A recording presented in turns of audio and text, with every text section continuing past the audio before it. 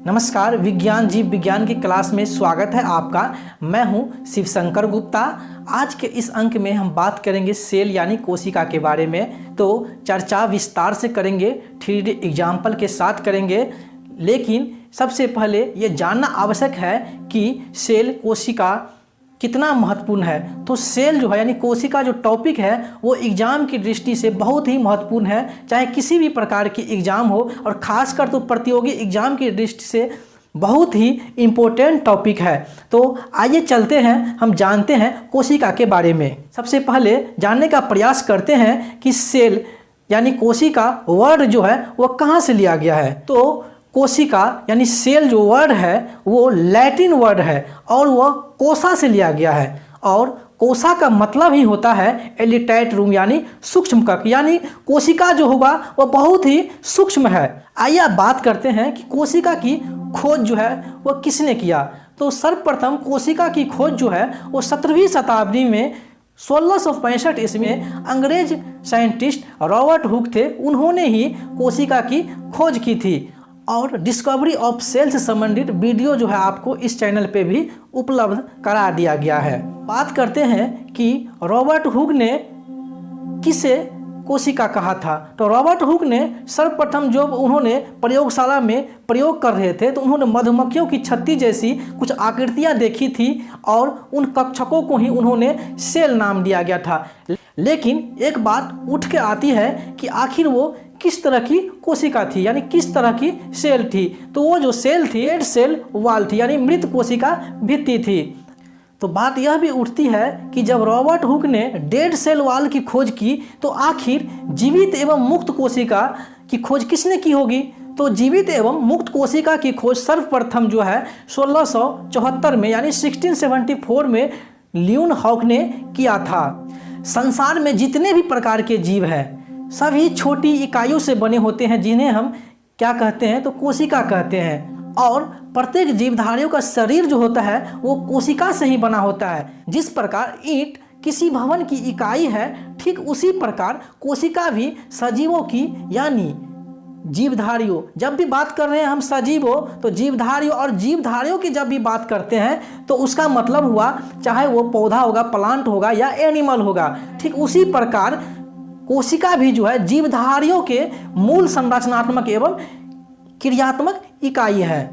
कोशिका जो है कोशिका झिल्ली से घिरी रहती है। इसमें प्रायः सेल्फ रिप्रोडक्शन यानी स्वजनन की क्षमता होती है और यह जैव रासायनिक अणुओं से बनी एक रचना होती है। तो कभी कभी क्वेश्चन पूछ देता है कि संरचनात्मक एवं क्रियात्मक इकाई को क्या कहते हैं, तो क्या कहेंगे कोशिका कहते हैं। उसके अलावा यह भी क्वेश्चन पूछा जाता है कि कोशिका की खोज सर्वप्रथम किसने की थी। तो रॉबर्ट हुक ने की थी 1665 में। इसके अलावा यह भी आपको याद रखना आवश्यक है कि लैटिन वर्ड किससे लिया गया है, तो कोसा से लिया गया है। आइए अब सबसे महत्वपूर्ण क्वेश्चन देखते हैं। स्टडी ऑफ सेल यानी कोशिका के अध्ययन को क्या कहा जाता है। तो कोशिका के अध्ययन जो है उसे हम क्या कहते हैं साइटोलॉजी यानी कोशिका विज्ञान कहा जाता है। इस तरह की जो क्वेश्चन आती है स्टडी से रिलेटेड, ये सारी क्वेश्चन जो है हमें एग्जाम की दृष्टिकोण से बहुत ही महत्वपूर्ण है। आइए अब देखते हैं साइज ऑफ सेल यानी कोशिका के आकार। तो कोशिका के आकार जो होती है वो अधिकतर जो है वो राउंडेड शेप की होती है, यानी गोलाकार आकार की होती है। जिस तरह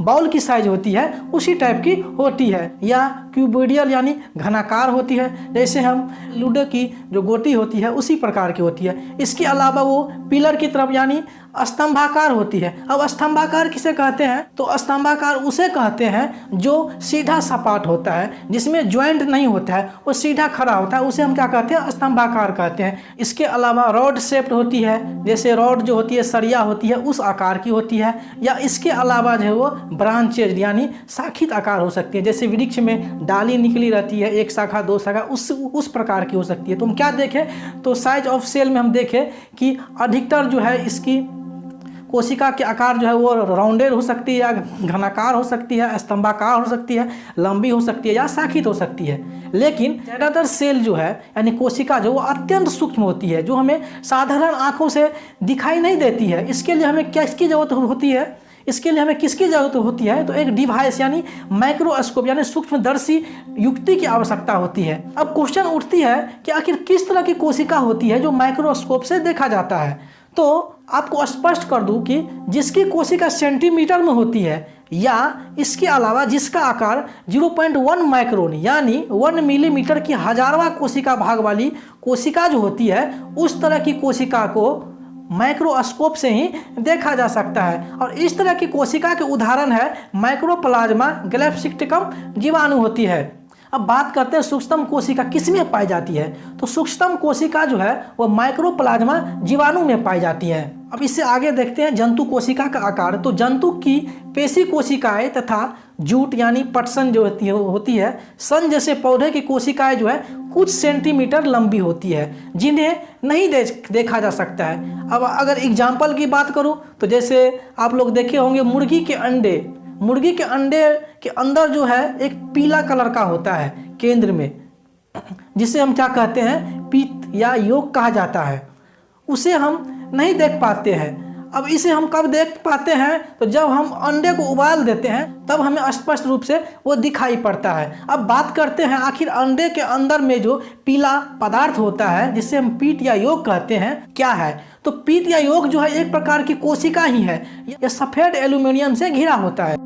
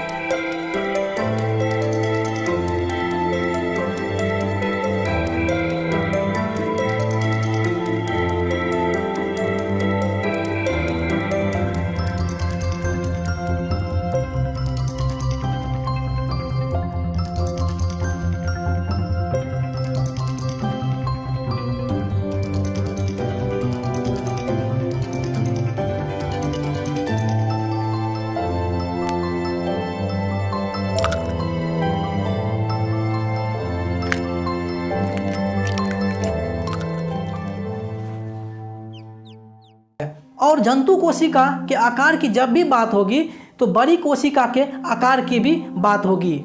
और बड़ी कोशिका को बिना डिवाइस से हम देख सकते हैं। जैसे हो गया शुतुरमुर्ग का अंडा, इसको हम जो है आसानी से देख पाते हैं। आखिर क्यों हम शुतुरमुर्ग के अंडे को देख पाते हैं? क्योंकि उसका व्यास जो है 6 इंच की होती है। अगर डायमेंशन की बात करूं तो उसकी आकृति जो है 170 mm यानी 170 mm इंटू 135 mm यानी 135 mm होती है। इसके अलावा तंत्रिका कोशिका जिसे न्यूरॉन कहते हैं, इसे भी हम देख सकते हैं। आखिर क्यों न्यूरॉन को हम देख सकते हैं? क्योंकि यह भी मानव शरीर की जो है सबसे लंबी कोशिका है। इसकी लंबाई लगभग 1 मीटर से भी अधिक होती है। इसके अलावा जीवित लाल रक्त कोशिका है जिसकी आकार जो है 1 माइक्रोन होती है, इसे हम नहीं देख पाते हैं। जैसे हो गया हरित शैवाल, इसकी जो है आकृति जो है लगभग 10 सेंटीमीटर यानी 10 सेंटीमीटर होती है। तो आज का वीडियो यहाँ तक ही। आपको वीडियो कैसा लगा? अच्छा लगा है तो ज़रूर कमेंट कीजिएगा और शेयर कर दीजिएगा। और अगर अभी तक आपने चैनल को सब्सक्राइब नहीं किया है तो चैनल को सब्सक्राइब कर दीजिए। धन्यवाद।